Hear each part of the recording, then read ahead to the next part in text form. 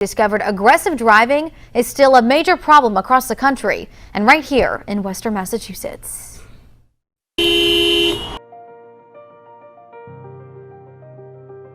በየቀኑ ቢያንስ 12 ሰው በትራፊክ አደጋ ይሞታል።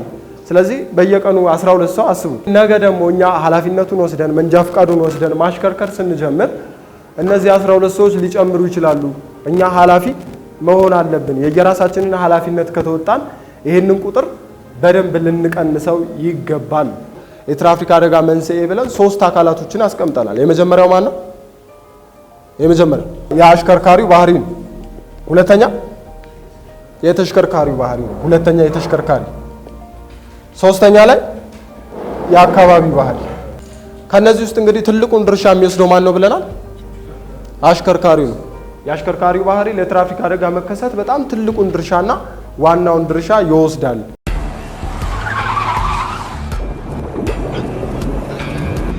Hey, there's no way you can hide it. If you drive drunk, they're gonna find you. So stop kidding yourself. አሽከርካሪዎች ብዙ ጊዜ የሚያሳዩቸው ምን አሉ? አላስፈላጊ ባህሪ። እሺ ሌላ አደንዛዥ እጽ ወይንም ደግሞ አልኮል ተጠቅሞ ሲያሽከረክሩ ሱሰኝነት የሚባለው ይሄ በጣም ወሳኙ ፓርት። በተለይ በጣም ብዙ አደጋዎች የሚደርሱት አልኮልና በዛ ተዛማች ነገሮች አልኮልና መጠጥ ወይንም አደንዛዥ ተጠቅሞ ማሽከርከር የመሳሰሉት። እረፍት ማጣት ሊሆን ይችላል። እረፍት ለምሳሌ ምን ብለናል? በቀን ውስጥ ከ8 ሰዓት እስከ 10 ሰዓት ከዛ በላይ ማሽከርከር የለባቸውም። በየ4 ሰዓቱ ምን ማድረግ አለብን? እረፍት ማድረግ አለብን። ከእድሜ መግፋት ጋር ተያይዘው የሚመጡ የቅልጥፍና መቀነስ፣ የእይታ መቀነስ እነዚህ ለትራፊክ አደጋ መከሰት መንስኤ ሊሆኑ ይችላሉ። በጣም በብዛት እንዳልኳችሁ ኢትዮጵያ ውስጥ አደጋ የሚደርሰው የምን ችግር ያለባቸው አሽከርካሪዎች ናቸው? የስነ ባህሪ ጉድለት ያለባቸው አሽከርካሪዎች አሉ። የተሽከርካሪው ባህሪን አይተናል። የተሽከርካሪው ባህሪ የቴክኒክ ችግሮች ናቸው። በኢትዮጵያ ውስጥ እንግዲህ ብዙ ከቨር አያደርጉም። በጣም ብዙ ኦልዲስ ተሽከርካሪዎች ሊኖሩ ይችላሉ። ግን በፐርሰንት ደግሞ ሲሰላ ሪፖርቶች የሚያወጡት ነገሮች ምንድናቸው? የተወሰነ። የአካባቢ ባህሪም እንደዚሁ የጂኦግራፊካል አቀማመጥ ሊሆን ይችላል፣ የዌዘር መቀያየር እነዚህ ለትራፊክ አደጋ መከሰት መንስኤ ሊሆኑ ይችላሉ። በጣም ትልቁን ድርሻ የሚወስደው ግን አሁንም ትኩረት አድርገን ልንሰራበት የሚገባው ሁላችንም ተሽከርካሪዎች ኃላፊነት ልንወጣ የሚገባል የአሽከርካሪዎች ባህሪ ነው ማለት ነው። ሌላ የምናየው የማሽከርከር ስነ ባህሪ ጉዳዮች። የማሽከርከር ስነ ባህሪ ጉዳዮች ላይ ምን ጠቅሰናል? አንደኛ ላይ ዝግጁነት። ዝግጁ የሚባለው አሽከርካሪ የራሱን ጤንነት ይፈትሻል። ኔክስት ደግሞ ተሽከርካሪው ለጉዞ ዝግጁ ያደርጋል። ሌላ መጨረሻ ላይ ምን ማድረግ አለበት? የመንገዱ የአየር ሁኔታና የትራፊክ እንቅስቃሴውን አስቀድሞ መረጃ መሰብሰብ ይኖርበታል ብለናል። ከነዚህ ውስጥ በደንብ ትኩረት አድርጎ ሊሰራበት የሚገባው የመጀመሪያው የራሱን ጤንነት መፈተሽ ሲባል የህመም ስሜት፣ የድካም ስሜት፣ አላስፈላጊ ስሜቶች ቅድም የጠቀስናቸው የመጫጫን ስሜት፣ የድካም እነዚህ አይነት አላስፈላጊ ስሜቶችን ከተሰማው ተሽከርካሪን ባያሽከረክር ይመከራል። ሌሎች አማራጮችን ቢጠቀም ይመከራል፣ የህዝብ ትራንስፖርቶችን የመሳሰሉት። ስለዚህ አላስፈላጊ ስሜት ውስጥ ወይንም አላስፈላጊ የስነ ባህሪ ጉድለት ውስጥ ሆነን ተሽከርካሪ ማሽከርከር አሁንም ችግር አለው፣ ሪስክ አለው፣ ለአደጋ ተጋላጭነት ያመጣል። ሁለተኛው ተሽከርካሪ ለጉዞ ዝግጁ ማድረግ አለብን፣ ጥያቄ የለውም። ውጫዊና ውስጣዊ ፍተሻ ብለን በደንብ ተሽከርካሪያችንን ፈትሸን መሄድ አለብን።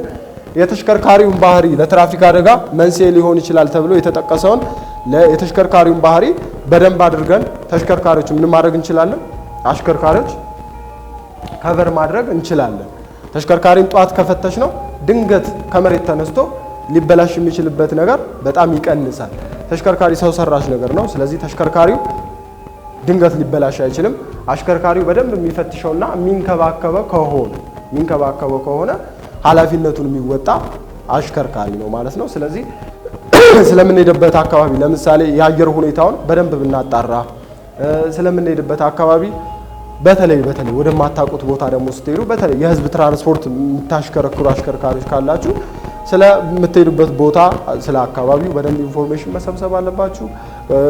የተለያዩ ባህላቸውን ምናምን ብታውቁ ይመከራል ይባላል።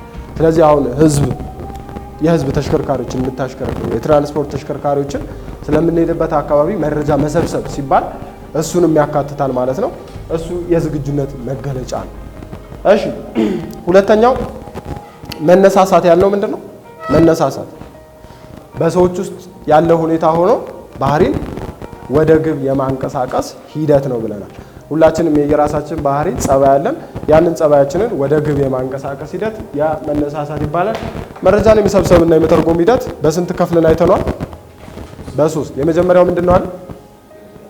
መገንዘብ፣ ሁለተኛው ትኩረት እና ማስተዋል የሚባሉ ነገሮች አሉ። መገንዘብ፣ ትኩረት፣ ማስተዋል። መገንዘብ ምንድነው አለ? መገንዘብ ምንድነው?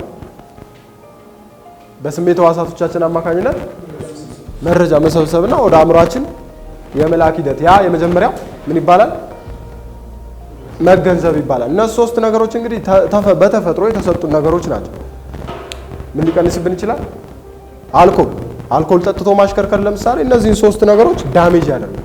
አልኮል፣ ሌላ አላስፈላጊ ስሜት ውስጥ ሆኖም ቅድም ያልናቸው ቸልተኛ ሆነ ወይንም ደግሞ ንዴት፣ በጣም አግሬሲቭ ይሄ ሞገደኛ የሚባለው አሽከርካሪ ሙድ ውስጥ ሆነን የምናሽከረክር ከሆነ እነዚህ ይሄ መረጃ የመሰብሰብና የመተርጎም ሂደት የሚባለው ኳሊቲው ሙሉ ለሙሉ ይቀንሳል ወይንም ሙሉ ለሙሉ ይወርዳል። እነዛ ከቀነሱ ደግሞ ለትራፊክ አደጋ ያጋልጣል። አሽከርካሪ ባህሪ ስንጠቅስ ሞገደኛ እንግዲህ አንዱ የአሽከርካሪው ባህሪ ለትራፊክ አደጋ መከሰት በጣም ዋናውና ኃላፊነቱ ይወስዳል። በቀን ውስጥ ፐርሰንት ጠቅሰናል አይደል? አመታዊ ፐርሰንት ስንት ነው? 80% እና ከዛ በላይ በአሽከርካሪዎች በእኛ ችግር ነው። በአሽከርካሪ በእኛ ችግር አደጋ ይደርሳል። ያንን ፐርሰንት መቀነስ አለብን። መንጃ ፍቃድ የምናወጣው ሰው ለመግጨት አይደለም ማለት መንጃ ፍቃድ የምናወጣው መድረስ ያለብን ቦታ በአግባቡ ለመድረስና ኃላፊነት ያለው አሽከርካሪ ለመሆን ከቻልን ደግሞ ሌላውንም አሽከርካሪ ኃላፊነት እንዲሰማው ለማድረግ ነው። ስለዚህ ስናሽከረክር መሆን አለብን ሁላችንም የየራሳችንን ኃላፊነት ከተወጣ እኛ በጣም ጠንቃቃ ስለሆንን አደጋ አይደርስብንም ማለት አይደለም ብለናል አይደል? አደጋ አይደርስብንም ማለት አይደለም። ኃላፊነታቸውን የማይወጡ አሽከርካሪዎች ይኖራሉ። ነገር ግን እኛ ደግሞ ኃላፊነታችንን ብንወጣ አስቡ፣ እነዚህን 12 ሰዎች በደንብ ልንቀንስ ይገባል። እነዛን 80% በየአመቱ ምን ያህል ንብረት ይወድማል፣ ምን ያህል የሰው ህይወት ይጠፋል አይተናል። ስለዚህ እነዛን አደጋዎች በደንብ መቀነስ ይገባናል። ስለዚህ የትራፊክ አደጋ በጣም አስከፊ ነገር ነው። በተለይ እዚህ አፍሪካ ውስጥ ከአፍሪካም እዚህ ኢትዮጵያ ውስጥ በጣም ብዙ አደጋዎች ይደርሳሉ። ኃላፊነት የሌላቸው አሽከርካሪዎች በጣም ብዙ አሉ። እነዛ አሽከርካሪዎች ውስጥ እኛ ነገ ሁላችንም አሽከርካሪ ስንሆን ኃላፊነቱን የሚወጣ አሽከርካሪ መሆን ይገባናል። ይህንን ቁጥር በደንብ ካልቀነስ ነው በየአመቱ እንግዲህ እኛ ደግሞ ስንጨመር ከ12 ሰው በላይ ሊሆን ይችላል ማለት ነው። ስለዚህ ከ12 ሰው በየቀኑ 12 ሰው በጣም ብዙ ነው። እነዛ የምንገጫቸው ሰዎች ብዙ ኃላፊነት ያለባቸው ብዙ ቤተሰብ የሚመሩ ሊሆኑ ይችላሉ። ስለዚህ ስናሽከረክር ቅድሚያ ብንሰጥ፣ ለምሳሌ ለሞገደኛ አሽከርካሪ ቅድሚያ ብንሰጥ ችግር የለውም እኮ ለተወሰነ ደቂቃ እኛ ዘገየት ብንል በጣም ከትላልቅ አደጋዎች ብንቋረጥ ወይንም እኛ ከትላልቅ አደጋዎች ብንተርፍ ነው። ስለዚህ ከኋላ የጫነው ሌላ ተሳፋሪ አለ። እሱን በደንብ ኃላፊነት ወስደን በእንክብካቤ ልናደርሰው ይገባል። ከዛ ውጪ ደግሞ ኃላፊነት ቤተሰብ አለ። ከቤተሰብ ደግሞ ሰፋ ስናደርገው ሀገር አለ። ብዙ የሚወድሙ ኢኮኖሚዎች አሉ። ብዙ ደግሞ የሚጠፉ የሰው ህይወቶች አሉ። ለነዛ ኃላፊነት ልንወስድ ይገባል። በደንብ በጥንቃቄ ማሽከርከር አለብን። ብዙ ጊዜ እንግዲህ በተለምዶ ሴቶች ጠንቃቃ አሽከርካሪዎች ናቸው ይባላል። ስለዚህ ወንዶች ምንድነን ማለት ነው? በጣም አግሬሲቭ ሆነን ነው የምናሽከረክረው ማለት ነው። ስለዚህ ያንን አግሬሲቭነታችንን በጣም ይሄ ንዴት ምናምን የሚባሉ ነገሮችን በደንብ መቀነስ ይገባናል። ሴቶች እንደዚህ ሲያሽከረክሩ ፈርተው አይደለም። አብዛኛው ሾፌር በጣም ጎበዝ ሴቶች አሉ፣ ፈርተው ሳይሆን ኃላፊነታቸውን በደንብ የሚወጡ ናቸው ማለት ነው። ስለዚህ ያው ጾታ እንደ ምሳሌ እያነሱ አይደለም፣ ጾታ እንደ መንስኤ አይነሳም። ነገር ግን ሁላችንም ኃላፊነታችንን የምንወጣ መሆን ይኖርብናል ማለት ነው። ይህንን ቁጥር በደንብ መቀነስና በተለይ ደግሞ ይሄ ኢትዮጵያ ውስጥ ያለው ኢንፎርሜሽን በደንብ የሆነ የተዛገበ ነገር አለ። 80% እና ከዛ በላይ በአሽከርካሪ በእኛ ችግር የሰው ህይወት መጥፋት የለበትም፣ ንብረት መውደም የለበትም። ስለዚህ ነገ ወደ መንገድ ስንወጣ ሁላችንም የየራሳችንን ስራ ይጠበቅብናል ማለት ነው። በጣም ብዙ ስራ ይጠበቅብናል። ብዙ ቸልተኛ አሽከርካሪዎችን ልናስተምርም ይገባል። ሞገደኛ አሽከርካሪ ሲያጋጥመን በአልኮል የተመረዘም ሊሆን ይችላል። ሲያጋጥመን እነዛ ሰዎችን በደንብ በጥንቃቄ መከታተል፣ ለትራፊክ ፖሊስ ማሳወቅ ሊሆን ይችላል። መጠቆም ካለ አለብን አካል መጠቆም ሊኖርብን ይገባል።